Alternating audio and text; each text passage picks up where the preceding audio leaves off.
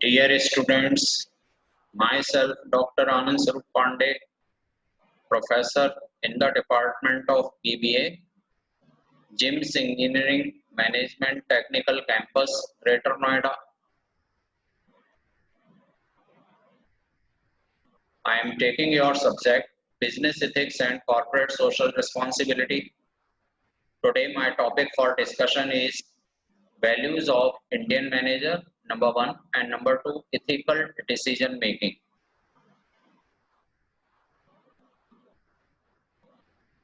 So, values of Indian managers. Now, what are those values which generally Indian managers possesses? The very first value is integrity. Now, what is integrity? Integrity and honesty, they are the cornerstone of sustainable success. So, in any of the organization, whenever there comes the question of sustainability of success, then honesty and integrity plays a dominant role. And the people who want to follow their leader, they have to trust in the honesty, in his or her honesty, in his or her dedication and commitment. And whatever standards, high standards and values the leader possesses, all the individual or people under the leader, under that particular leader, completely trust on his high level of standards and values. And those managers who are generally open-minded, truthful and consistent in their behaviors, they are more likely to inspire trust, loyalty and commitment in their team.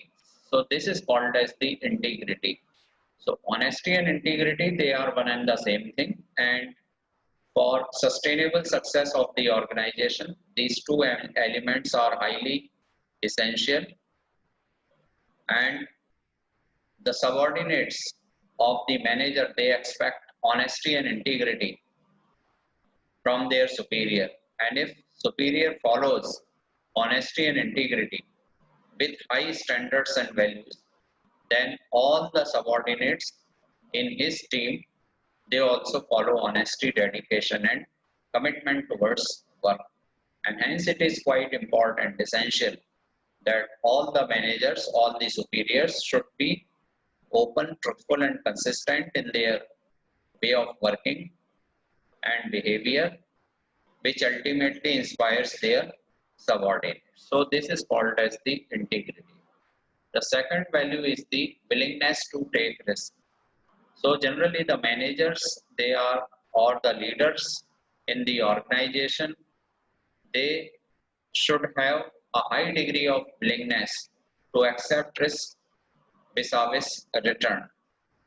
And they had to identify the risk, then they had to analyze the risk, then they means the managers, the leaders, they had to identify the risk, measure the risk, analyze the risk, weigh the risk, and also try to find out the options and alternatives available along with this risk, so that by following that particular alternative, they can minimize the risk. So ultimately, the best leaders always learns from their mistakes and also emerge from the resilience and ready to accept the new challenges. So it is quite essential that the new challenges generally associated with high degree of risk, but the true manager of the organization or the true leader of the organization does not hesitate to accept that particular new challenge. Rather, they identify the various alternatives and options available for minimizing the risk, and hence this comes under this heading that all the leaders and seniors, managers, they are always willing to accept the risk for the growth of the organization. The third value is optimism and enthusiasm.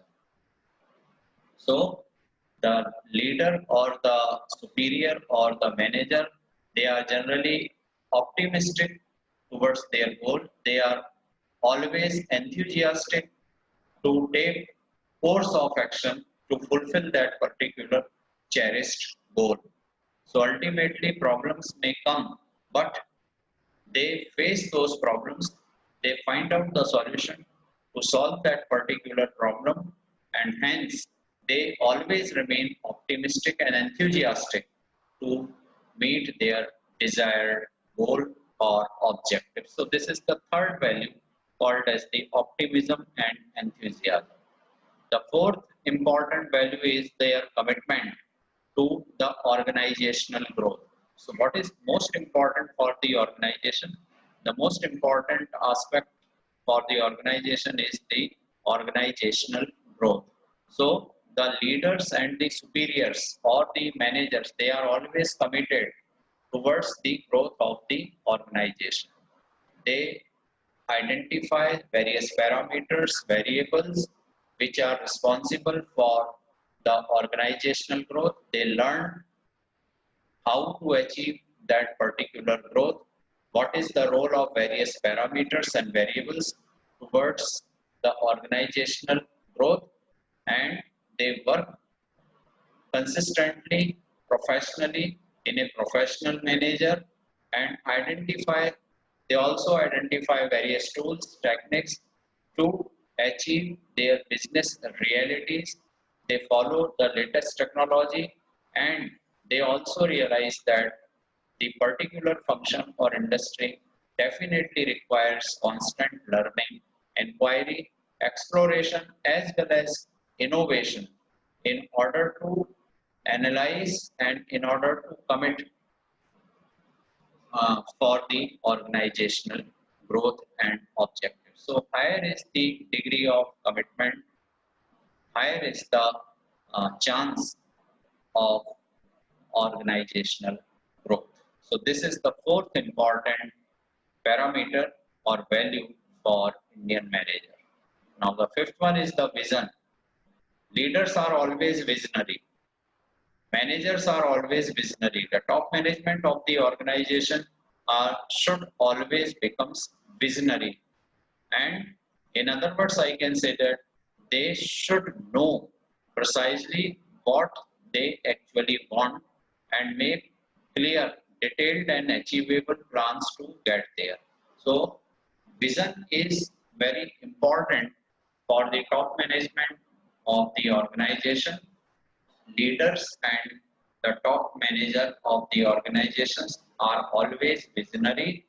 They should have clear cut plans, ideas, and its execution so that their organization will grow like anything.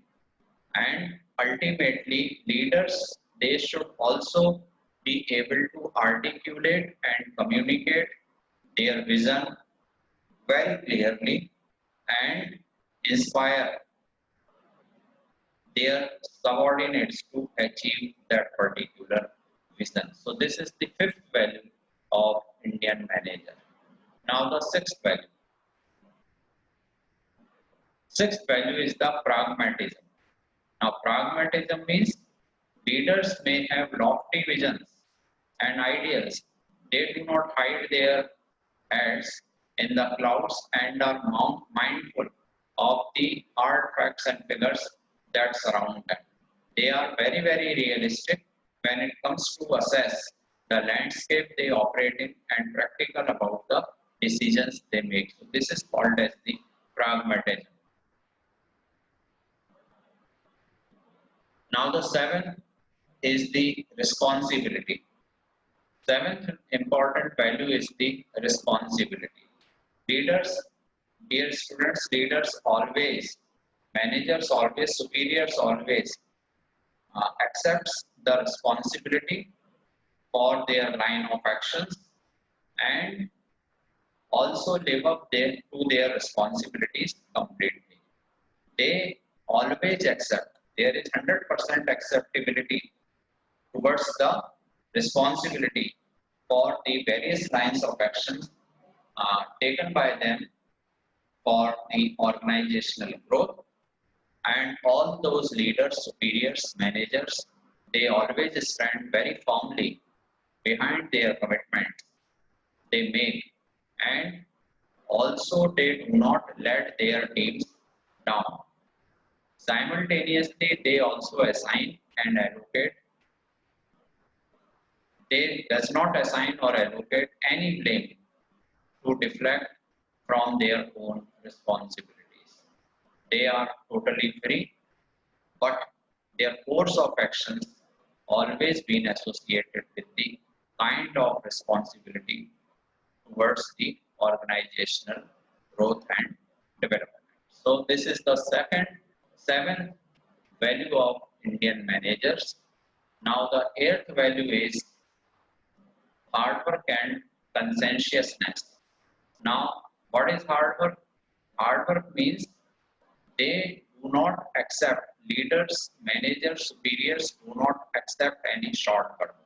They always follow the long path, whatever may be the nature of the path be, but they are honest, they follow the norms of the integrity, they believe in hard work, and hence they always follow the long path. So the best leaders lead by their example, demonstrating a stellar work ethic by being the first in the office, the last out, and the most productive, persistent, and dedicated by that work. They have a strong sense of duty and are very, very high level of standards of excellence, and they apply these parameters rigorously, rigorous standards to themselves, first always seeking better, smarter, more effective ways of doing things. So hard work and consciousness always uh, formulated, formulate them, convert them into smart man, smart personality, where they work, believe in the smart work and work hard, hard work and smart work. This particular combination definitely um, brings organization to the success point. So this is the eighth value of Indian manager. The ninth value is the self-confidence. This is very, very easy. Leader should be self-confident. Manager should be self-confident. Superior should be self-confident. They should have no shortage of that essential commodity of self-assurance that enables them to risk giant strides. They are always bold, tough-minded people, and they generally have little need for the approval and are motivated by their own strength, maturity, and drive. Leaders are always cognizant of their inner strength, weaknesses, and the impact they have on others, and knowledgeable of what they can and cannot realistically do or achieve or influence. They do not follow the self pity attitude. They always remain self confident.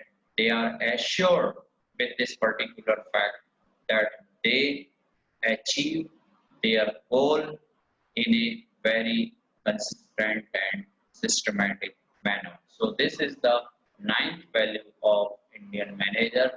The 10th value is emotional intelligence. Emotional intelligence includes empathy, self-awareness, decisiveness, self-discipline, intuitiveness, and social competence. These are six important parameters of emotional intelligence. In other words, I can say that the emotional intelligence depends upon empathy, self-awareness, decisiveness, self-discipline, intuitiveness, and social competence. And these six parameters of emotional intelligence generally work as a key to the successful leadership.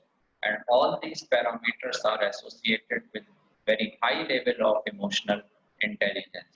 So the ability to put oneself in another's shoes and relate with others, the ability to read between the lines and analyze the pulse of the relationship or situation, along with the ability to focus on the positive and refrain from the negative and self-defeating attitudes and behaviors, they all are the elements of emotional intelligence. So, in short, I can say that the emotional intelligence depends upon the self-awareness, empathy, decisiveness, self-discipline, intuitiveness, and self-confidence. So, the leader had to follow, the leader had to emphasize on all these six parameters, then and only then that leader is to be considered as emotional intelligent leader. So this is the 10th value of Indian manager. Then the 11th value is the expertise in industry. We all know that leader and the superior or the manager, he should be technocrat and should have the ability to analyze the facts and figures of that particular industry to which his or her business unit belongs to. They should have sufficient idea and knowledge of the performance of the business firm vis-a-vis that particular industry. And hence the leadership positions uh, are there, and it depends upon the expertise in the industry. Good leaders, they are generally characterized by very high level of energy, conscientiousness, drive, and spare no efforts to become experts in their field and harness all the information and knowledge and competence they generally require to maintain an edge over their competitors. So it is very, very important for the cherished leader, the superior or the manager to expertise themselves in that particular industry. They should have sufficient idea, sufficient know-how, sufficient knowledge about that particular industry to which their business units or the organization belongs to. So this is the 11th value of the Indian manager. And the 12th one is the ability to engage others. Now, what comes under this? The key relationship, the key leadership trait is inspiring, motivating, engaging, and bringing out the best in others. So, because you work in a team, you work in an organization along with your own team, so you believe in your team, you should have sufficient confidence in your team members. You have to constantly motivate your team members. You have to constantly engage, inspire uh, your team member to fulfill any particular task so that the best result can be drawn out. And the best leaders, they encourage the leadership in all around them and also strive to develop and empower others to assume roles of the leadership and responsibilities. They are always being able to propel others to elevated levels of performance through their own energy and enthusiasm, and they should also possess an insight and can maximize the strength and capability of their team members for the benefit of the whole organization. So, what I mean to say is, whenever leaders they are creative and innovative, definitely they should have this particular virtue of the fact that they should always be in a position to engage their team members for the development of the organization and for the growth of the organization as well. So this is the 12th value of Indian manager. Next important subtopic under this is the ethical decision making. Now, what is ethical decision making? It is ethical decision making. It means the process of the evaluation and choosing among various alternatives available in such a manner which is consistent with the ethical principles. So ethical decision making is refers to the process of evaluating, identifying, evaluating, and choosing the best alternatives in a manner consistent with the ethical principles. So in the formulation of ethical decisions, it is essential to perceive and also eliminate unethical options and select the best ethical alternative. The process of making ethical decisions, it requires three important things. Number one is commitment, number two is consciousness, and number third is the competency. So what is commitment? Commitment means the desire to do the right thing irrespective of the cost. So desire to do the right thing regardless, irrespective of the cost, that is called as the commitment. What is consciousness? Consciousness means the awareness to act consistently, regularly, and apply all the moral convictions to daily behavior, that is called as the consciousness. And the third important thing under ethical decision making is the degree of competency. So what is degree of competency? It is the ability to gather and evaluate information, then identify the alternatives, develop alternatives, and also foresee, predict potential consequences and risks. That is called as the competency. So ethical decision making process, it requires these three important variables, that is commitment, consciousness, and competency. And therefore the good decisions, they are both ethical as well as effective. Now what are ethical decisions? They generate and sustain trust, demonstrate respect, responsibility, fairness, and caring, and they are always consistent with good citizenship. These behaviors always provide a foundation for making better decisions by setting the ground rules of other behavior. And what are the effective decisions? Effective decisions are effective if they finish what they want to be to get accomplished, and if they advance our purposes. A choice that produces unintended and undesirable results is quite ineffective, and the key to formulate effective decision is to think about the choices in terms of their ability to accomplish our most important goals.